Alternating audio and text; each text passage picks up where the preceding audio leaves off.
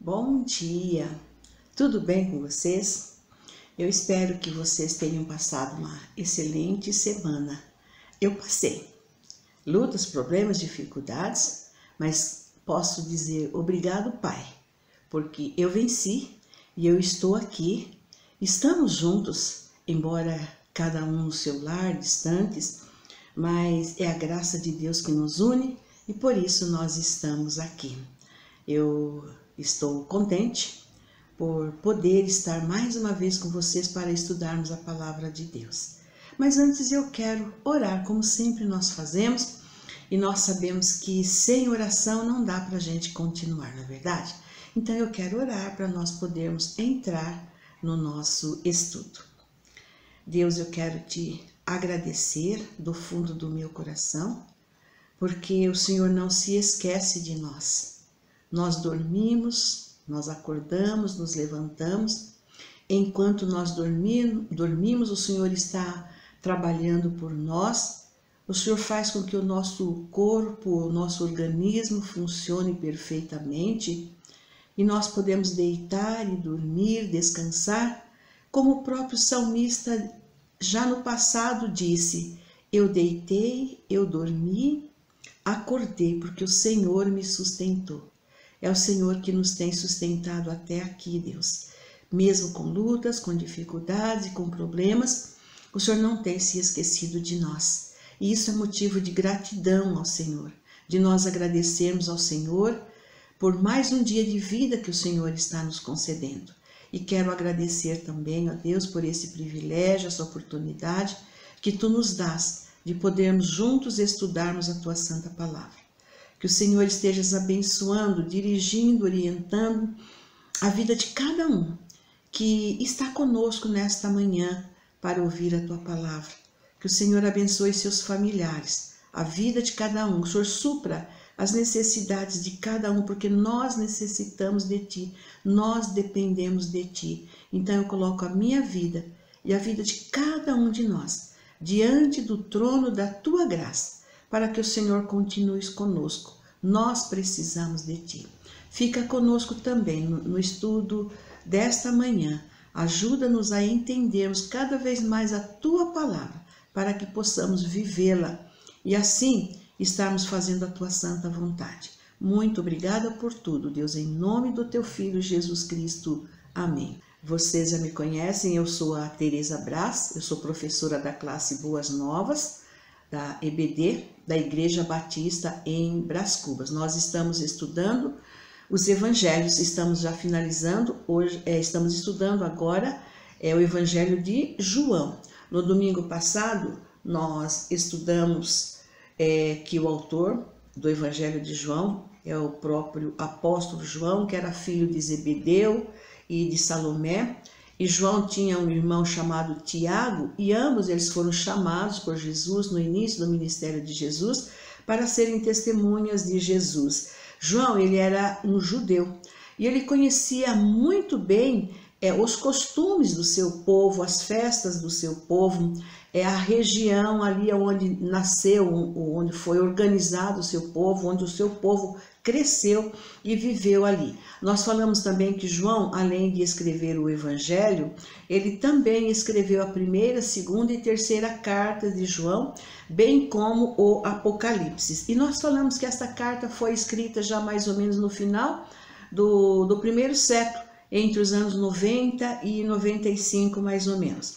Nós falamos que o Evangelho de João ele é diferente dos outros três evangelhos, porque os outros três evangelhos eles vão falar mais sobre o ministério de Jesus, a vida de Jesus.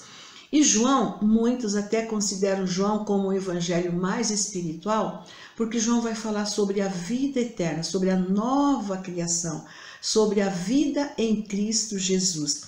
E também João ele vai falar sobre a divindade de Jesus, ele vai falar sobre o Espírito Santo, ao passo que Mateus, Marcos e Lucas, eles não falam muito sobre o Evangelho, sobre o Espírito Santo. Eles falam sobre a nova vida em Cristo Jesus, sim, porque todos eles falam, como nós falamos, é que ele veio buscar, Jesus veio buscar e salvar aquele que se havia perdido. E aí, então nós comentamos também que o Evangelho de João está dividido em duas partes principais. A primeira vai do capítulo 1 até o capítulo 12, que vai tratar então da encarnação de Jesus e vai falar também do seu ministério público. E a segunda parte está no capítulo, vai dos capítulos 13 até o capítulo 21, quando Jesus então se restringe mais a conversar com seus discípulos, a ensinar aos seus discípulos, e ali ele forma então um novo núcleo, o núcleo espiritual. Porque, como nós temos dito, a vinda de Jesus ao mundo foi para buscar e salvar aquele que se havia perdido. E nós vamos ver logo no primeiro capítulo ali que aquele que crê pela fé em Jesus Cristo se torna filho de Deus. E por se tornar filho de Deus, então participa da igreja do Senhor Jesus Cristo. E é esse novo núcleo espiritual que Jesus, então, ele veio fundar. Embora a sua igreja tomou assim forma espiritual, vamos dizer, a partir de Atos dos Apóstolos. E aí, como nós falamos que João ele tem duas divisões principais, na primeira divisão nós vamos ver sobre a encarnação de Jesus e o seu ministério. E uma outra coisa interessante que eu quero compartilhar com vocês é que no Evangelho de João nós vamos encontrar 7 sinais especiais que Jesus fez para mostrar aos seus discípulos a sua graça, o seu poder, não só aos seus discípulos, mas para toda a população. Então, 7 sinais importantes. Nós vamos ver a transformação da água em vinho, Jesus curando paralíticos, Jesus curando muitos enfermos, Jesus alimentando a multidão. Então, nós vamos ver esses vários sinais. São 7 sinais importantes que Jesus, João escreve ali, que Jesus realizou. E outra coisa foram os 7 sermões importantes de Jesus, também começando com o sermão da vida eterna, logo nos primeiros capítulos, capítulo 3, com Nicodemos. E uma outra coisa interessante que vocês podem notar em João, é que João escreve Jesus declarando 7 eu sou. Ele fala, eu sou o pão da vida, eu sou a luz do mundo, eu sou o bom pastor, eu sou a ressurreição, e assim por diante. Então, entrando propriamente no Evangelho de João, nós vamos ver no capítulo 1, do versículo 1 até o versículo 18, sobre a encarnação de Jesus. Antes de falarmos sobre a encarnação de Jesus, eu gosto sempre de ver os fundamentos em toda a palavra de Deus. A Bíblia é uma só, do Gênesis ao Apocalipse. Ela tem 2 divisões, o Velho Testamento ou Antigo Testamento e o Novo Testamento. Então, a base da Bíblia, ela está em toda a sua escritura. Então, nós vamos ver lá em Gênesis, no capítulo 1, versículos de 1 a 3, o que a Bíblia declara. No princípio, criou Deus os céus e a terra era sem forma e vazia, havia trevas sobre a face do abismo, mas o Espírito de Deus pairava sobre a face das águas. Então disse Deus, haja luz. E houve luz. Deus viu que a luz era boa, então ele fez separação entre a luz e as trevas, ou seja, ele criou dia e noite. Deus separou trevas da luz. Agora, em João 1, de 1 a 5, nós lemos que no princípio era o Verbo, e o Verbo estava com Deus, e o Verbo era Deus. Ele estava no princípio com Deus. Todas as coisas foram feitas por ele, ou seja, por intermédio dele. Sem ele, nada do que foi feito se fez. Nele estava a vida, e a vida era a luz dos homens. E a luz resplandeceu ou resplandece nas trevas. E as trevas não prevalecem contra a luz. Eu não sei se você notou que tanto lá em Gênesis 1, quanto aqui em João, nós falamos ou lemos a palavra princípio. No primeiro, que foi em Gênesis, nós lemos que no princípio criou Deus os céus e a terra. No segundo texto, em João, nós lemos no princípio era o verbo e o verbo era Deus e o verbo estava com Deus. Nós sabemos que o verbo, ele dentro de uma oração ou de um texto, de um discurso que vocês for fazer, ele dá vida, ele dá expressão, ele dá sentido àquela frase ou aquele discurso, aquela palavra que você está falando. Sem o verbo, não se forma uma sentença. Assim, Jesus, como o verbo divino, ele dá expressão à vida, ele dá vida eterna a todo a que nele crê. Por isso, Jesus é o verbo divino. Quando lemos em Gênesis 1 que Deus no princípio criou todas as coisas, o céu, a terra, os animais, os peixes, as aves, inclusive eu e você, nós percebemos então que ali Deus ele criou as coisas visíveis e materiais, as coisas apalpáveis para o nosso uso material diário. Deus sabia que nós precisaríamos de todas estas coisas materiais no nosso dia a dia. A terra, está escrito lá em Gênesis que a terra era sem forma, vazia, porque era uma terra ainda em adaptação, vamos assim dizer. Depois foram criados o sol, a lua, no decorrer vocês conhecem, nós não podemos nos demorar aqui, mas vocês conhecem a história da criação, que Deus foi criando cada coisa, cada uma destas coisas. No versículo 2, nós vemos que o Espírito de Deus pairava sobre a face das águas. É o Espírito de Deus que dá vida a todos. Quando ele pairava sobre a face das águas, seria como se fosse que ele estivesse ali chocando as coisas. Eu creio que vocês conhecem, por exemplo, a águia, a galinha ou qualquer uma outra ave, que ela se coloca ali sobre os seus ovos, quando ela põe os ovos, ela se coloca sobre os ovos para chocar aqueles ovos, para que com o seu calor, aquele filhote que está ali em formação dentro do ovo, ele se aqueça e venha a ter a existência, a ter vida. Então, quando o Espírito de Deus estava pairado sobre as águas, ele fez com que tudo produzisse, tudo viesse a ter vida, vamos assim dizer. Deus ordenou que houvesse luz, e aí então houve luz, e pela palavra de Deus, tudo foi criado. E isso nos indica que toda a criação depende de Deus para a sua existência. Nós dependemos de Deus. Nós não vivemos um minuto se não for pela graça e pela misericórdia de Deus. Deus, ele nos sustenta pelo seu poder. Deus fez separação entre a luz e as trevas. Ele viu que a luz era boa, mas era necessário separar-se das trevas, pois a luz simbolizava a vida, a bênção, e as trevas simbolizavam o pecado. E que mais à frente nós vamos ver também, nós vemos em toda a Bíblia, que Deus sempre faz essa separação, os filhos dele e os filhos das trevas. Deus é a fonte da luz material, bem como a fonte da luz espiritual.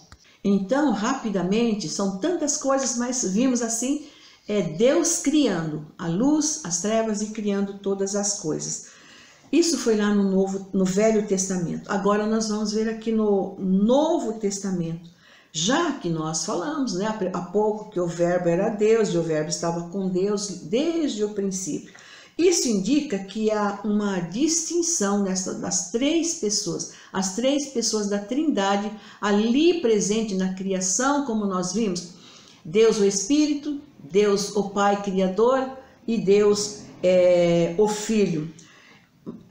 E o aparecimento dessas três pessoas, nós percebemos que elas são eternas, desde o presente, desde o princípio. Veja que no verso 3, está escrito que todas as coisas foram feitas por ele ou por Jesus. Então Jesus estava lá no princípio. Ele é o verbo que estava presente na criação material de todas as coisas, pois ele é Deus. Deus não é um ser criado como muitos dizem, mas ele foi o criador de todas as coisas. Isso inclui eu, você, toda a humanidade, tudo foi criado por ele, seja as coisas visíveis e as coisas invisíveis, sem nenhuma exceção. No verso 4, nós lemos que nele estava a vida e a vida era a luz dos homens. Jesus é a fonte da vida também, da vida material e da vida espiritual. Ao nascermos, nós recebemos vida física que vem de Jesus.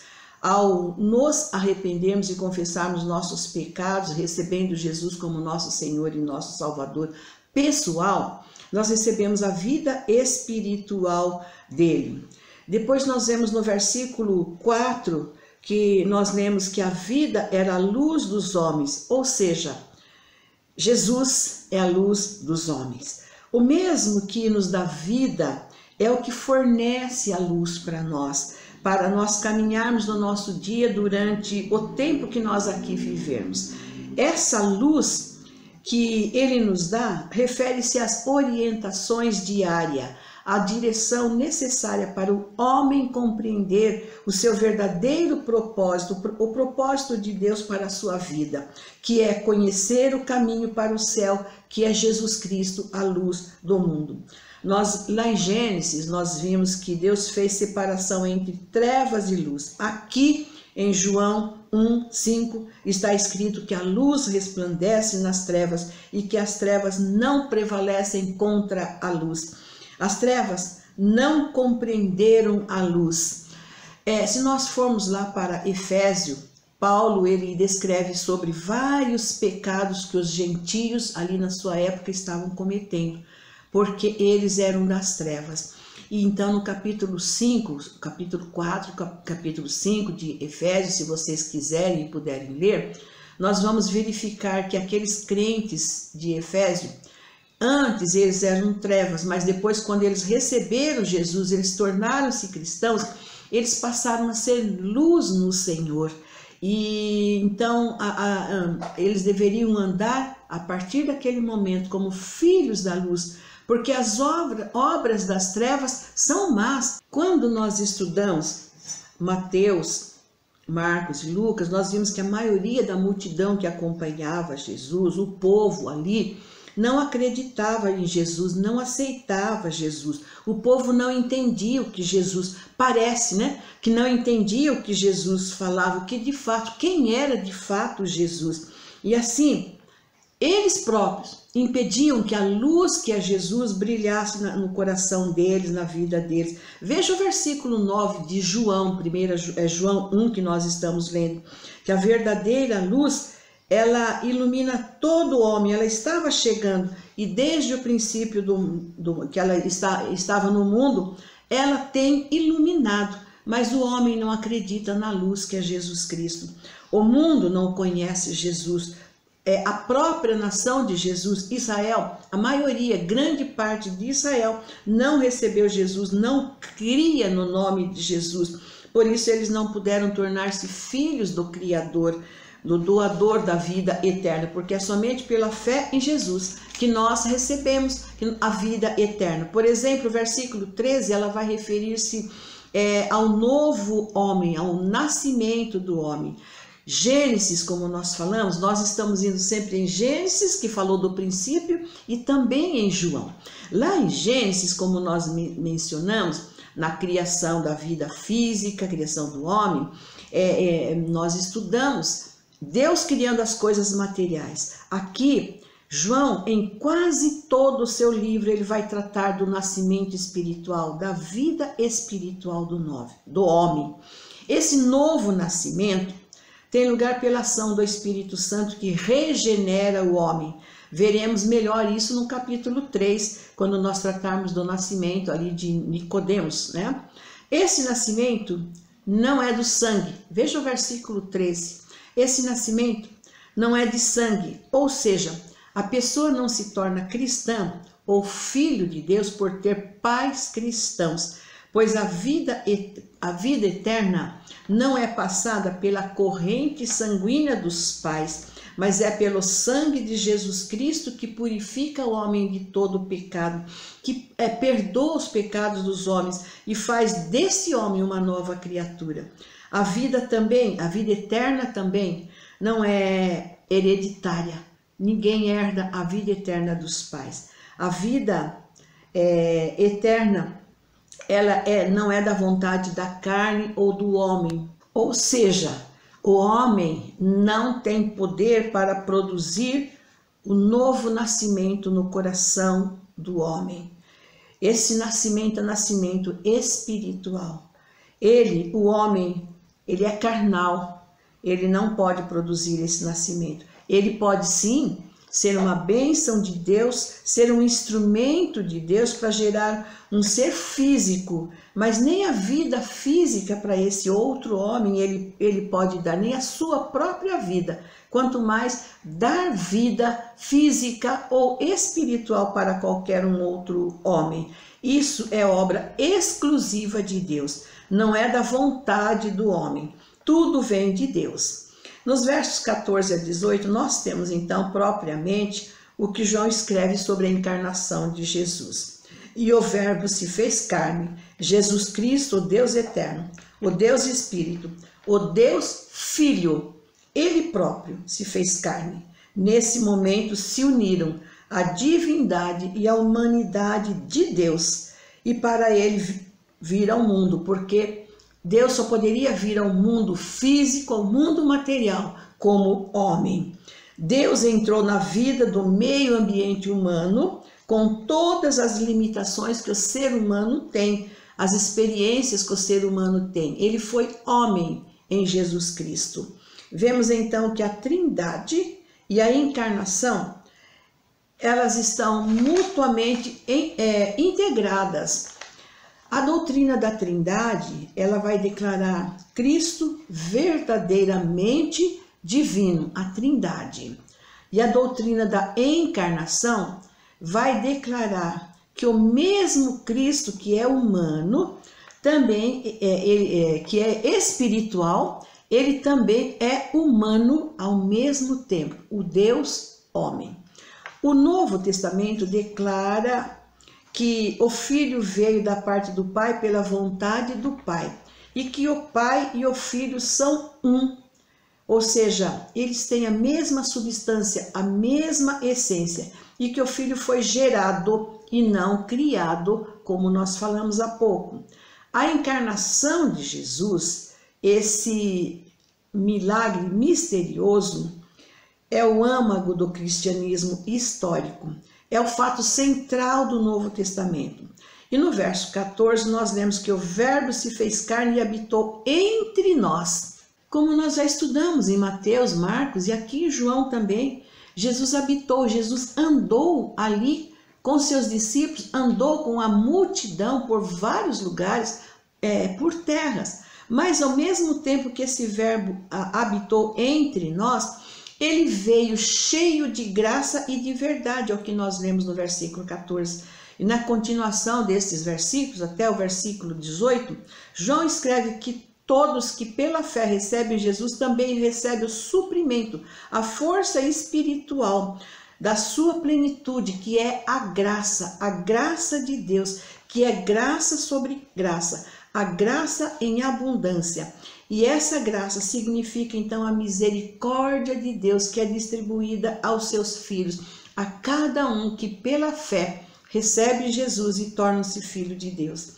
A graça, ela é suficiente para outorgar a vida eterna a todos os que creem em Jesus. A graça e a verdade veio por meio de Jesus Cristo. Mais adiante nós vamos estudar que Jesus fala assim: eu sou o caminho à verdade. Então a graça e a verdade vieram por meio de Jesus Cristo. João também, ele afirma lá no seu capítulo 24 que Deus, ele é espírito e portanto Deus é invisível. O homem só pode ver ou contemplar a Deus pela fé em Jesus Cristo. Porém, lá no Antigo Testamento, Deus se revelava ao homem de uma forma visível, em forma de anjo ou de homem. Mas isso não quer dizer que a revelação ali revelava Deus como ele é propriamente dito. Porque Deus é espírito. A gente não consegue ver Deus com os nossos olhos carnais, com os nossos olhos materiais.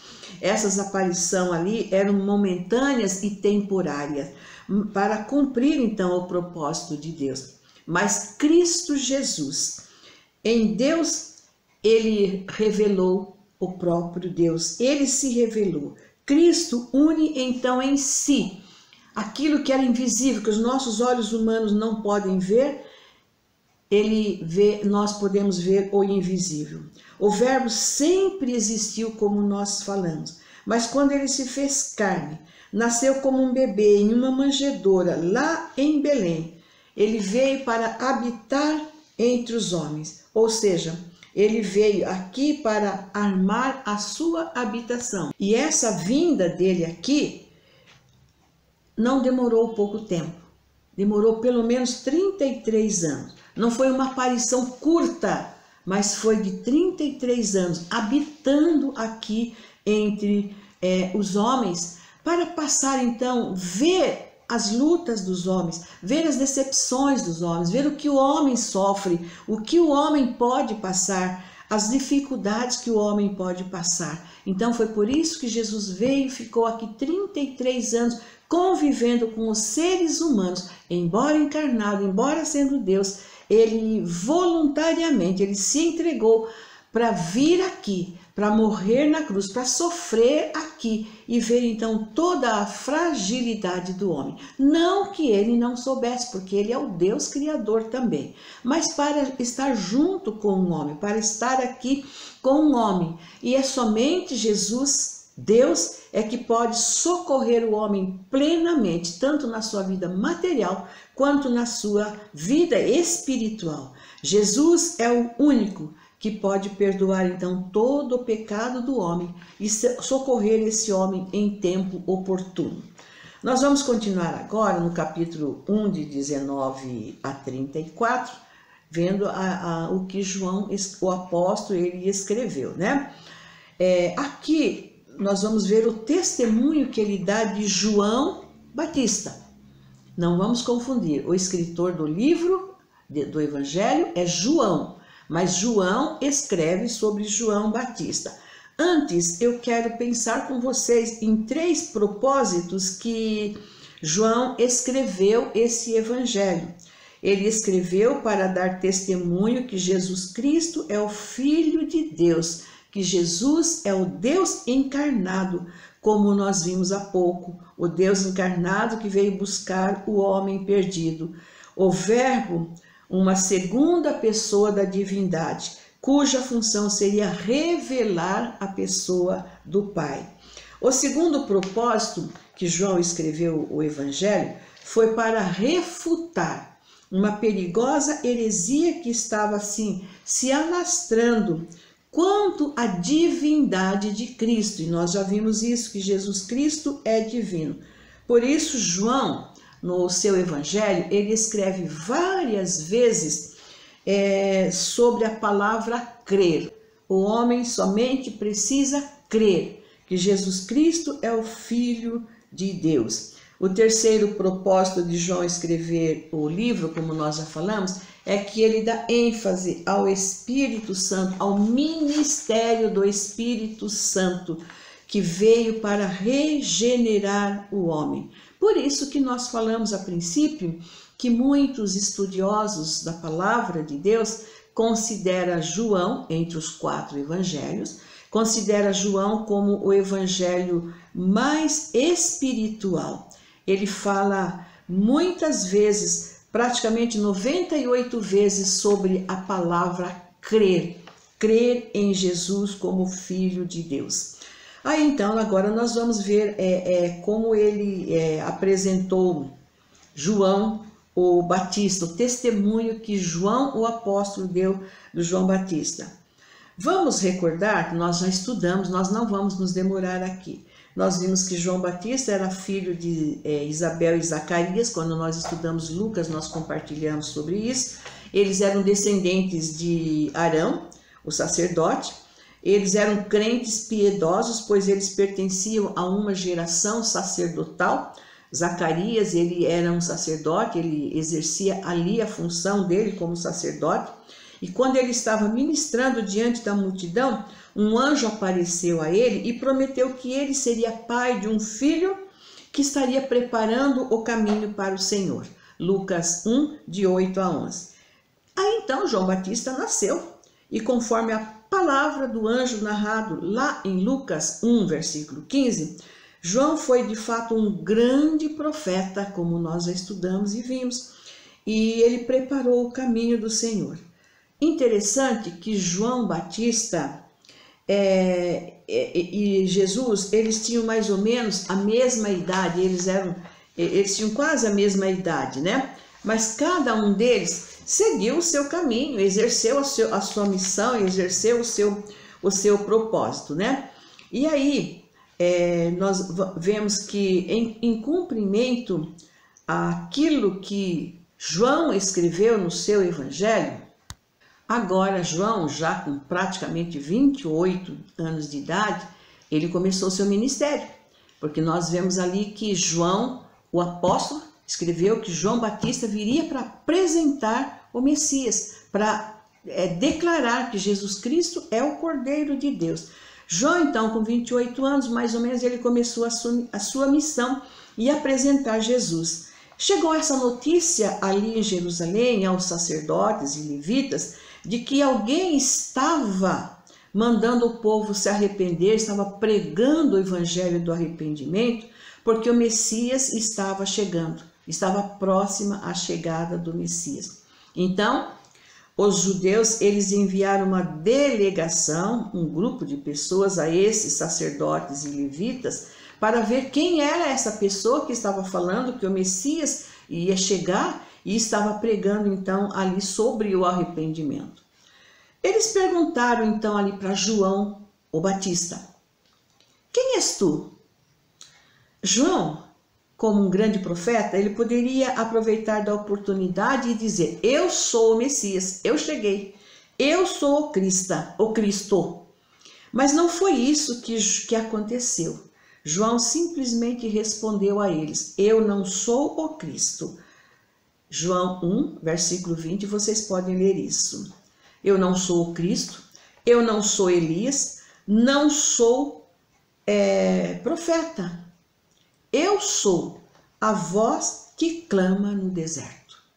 João Batista, ele foi humilde, foi uma testemunha fiel de Jesus Cristo e com ousadia ele testemunhou de Jesus. Ele apresentou Jesus, o Cordeiro de Deus que tira o pecado do mundo, tanto para Israel como para nós também. Ele testificou que Jesus era o Filho de Deus, porque ele viu o Espírito Santo repousar sobre Jesus. Então, quando Jesus foi apresentado ali ao povo, ele começou o seu ministério escolhendo os seus primeiros apóstolos. Nós vamos parar aqui, porque agora para frente nós vamos entrar na Jesus transformando a água, começando já seus sinais e o seu ministério. Um bom domingo para todos vocês e que Deus os abençoe.